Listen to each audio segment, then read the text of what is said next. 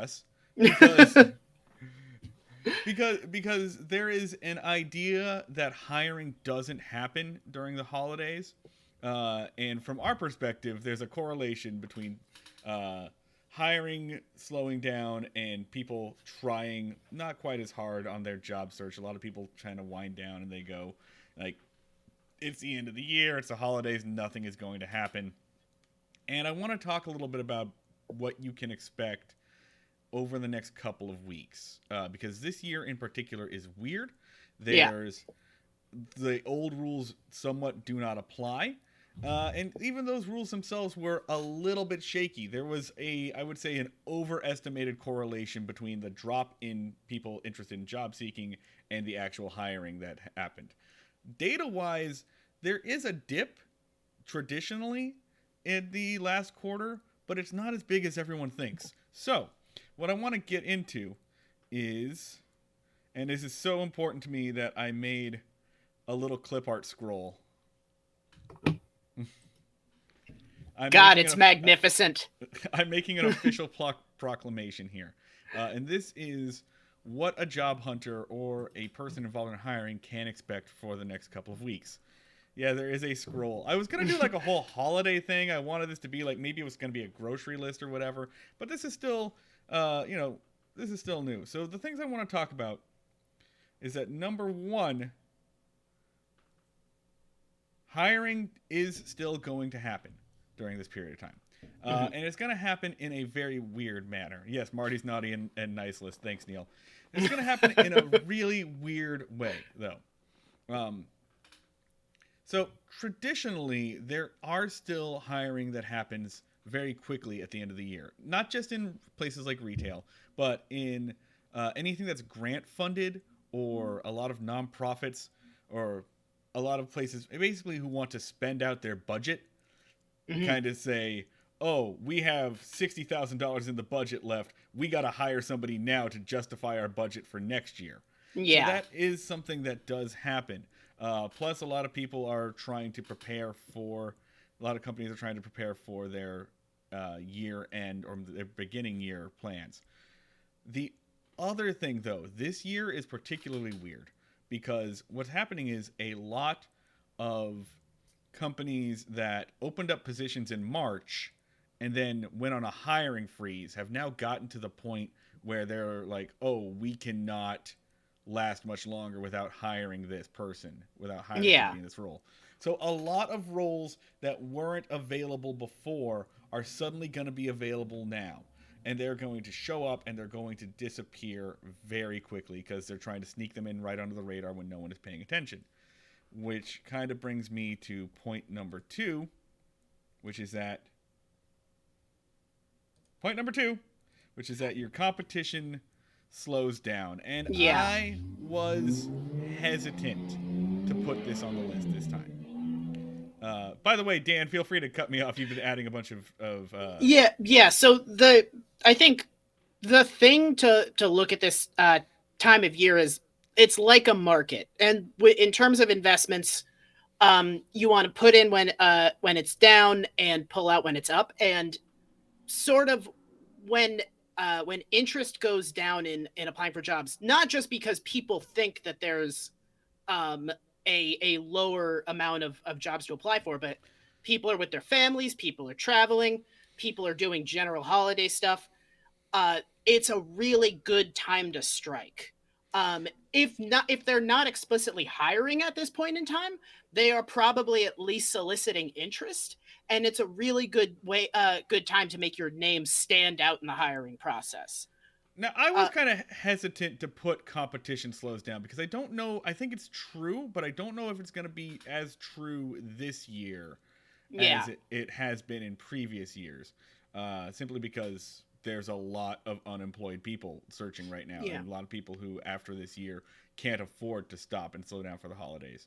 So I'm going to put a little asterisk next to this one, not literally, but like, you should expect there to be a little bit less competition, a little bit fewer, maybe some opportunities for jobs that will pop up that maybe you wouldn't get. You wouldn't get an interview at a typical uh, time of the year, but this time it's this magical combination of fewer applicants and more jobs, and you might be able to sneak in there. So, Yeah. uh, so This is I might potentially, be jumping ahead, but a thing to point out is uh the schedule, the annual schedule for typical practices in our field has been shot completely to hell. yeah, Like normally we see a typical trend of there's a huge spike in January and February. It slowly rolls down over the course of the year. And 2020 has been a year where that has gone completely out of the damn window, possibly permanently. Um, but people are still kind of behaving like we're still on that schedule. And if you can kind of take advantage of that dissonance, you can get a lot better results. Like, and basically, just throw everything you know of seasons out completely out of the window in the wake of COVID. yeah, there are no seasons, like nothing exists. But there is one factor I do want to talk about, and that is there is an opportunity here. If you're tired of throwing your resume and you're tired of searching the job boards and Indeed and things like that, this is a good time to shift your focus into more networking and more resume building for a couple of reasons. Number one, Mm-hmm. a lot of people are staying home, right? And it's a sad situation, but a lot of people aren't taking as much time off for the holidays because they have nowhere to go. But they have this giant schedule of nothingness, right?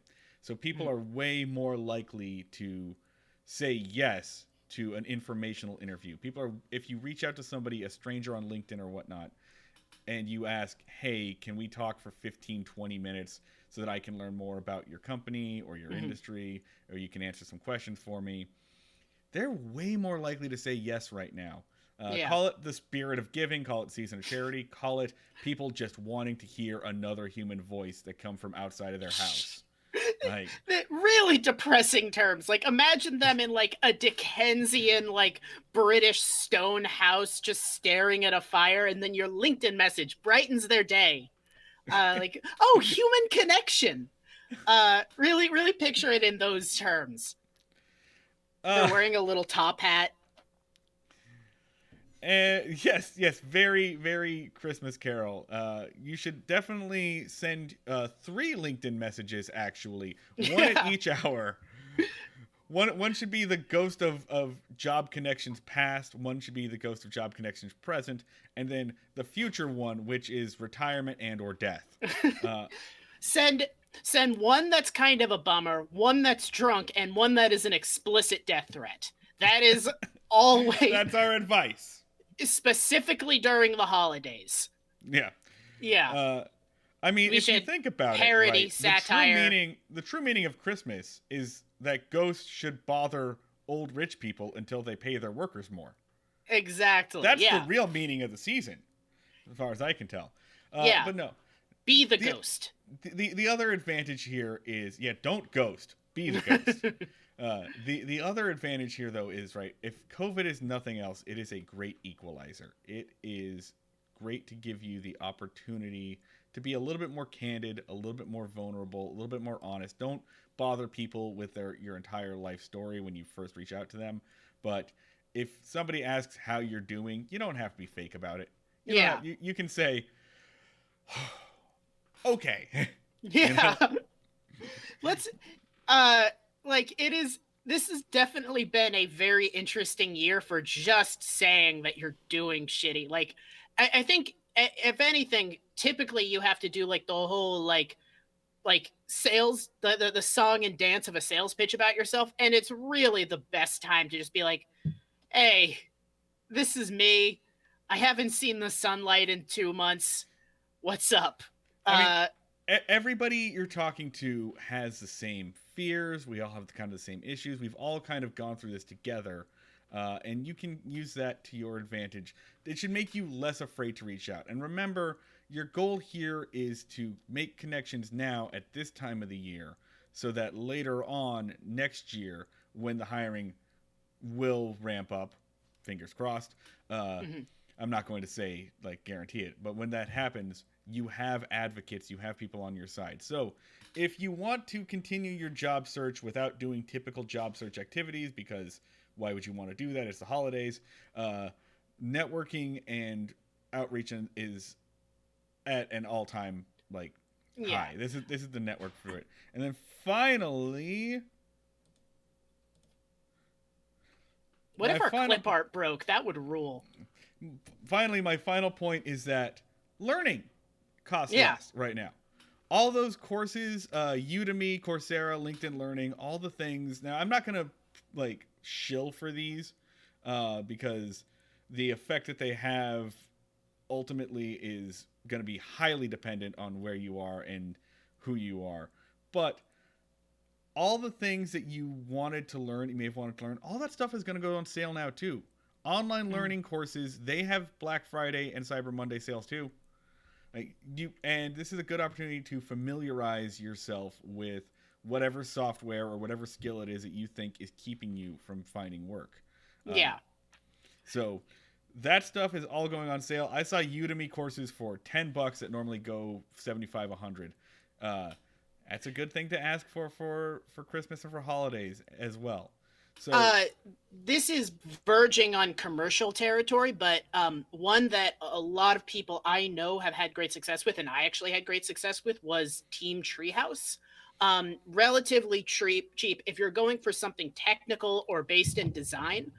Great option. You can do a full course or just individual tracks. It would be a great time to do one of those.